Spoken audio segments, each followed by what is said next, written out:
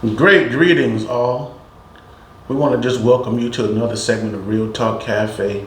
Today, we're going to talk about just simple, flat out understanding the life that we live.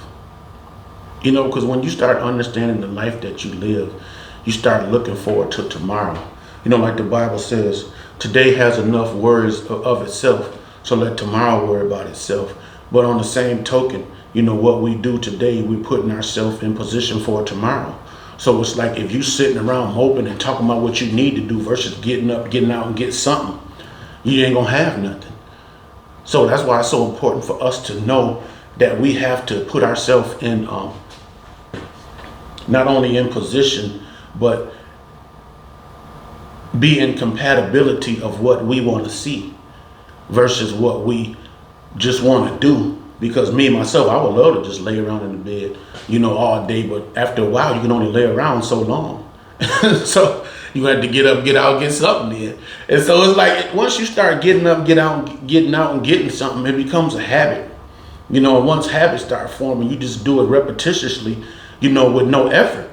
And that's almost like your gifts and callings that God have put in our lives, because I don't care who you are or what you do, you have a God-given gift. You know, some of us just have the gift of entertaining people and holding people's mind captives because we have really a lot to say.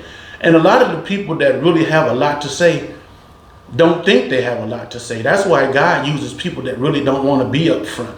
You know, like me, myself, I just wanted to be a good, saved brother sitting in the back of the church, and after the sermon and service is over, they say, hey, man, get in my ride and go home and go on about my everyday life. I never wanted to be up and close and personal with, you know, pastors and people. That's why I'm able to speak on a lot, because I've seen a lot and I've witnessed a lot, you know. And so I'm not just talking out of because I want to get on video and say something. I'm saying something because it needs to be said, because people need to be awakened at this time of day, you know, so therefore they can understand that the life that they could live versus the life they're living.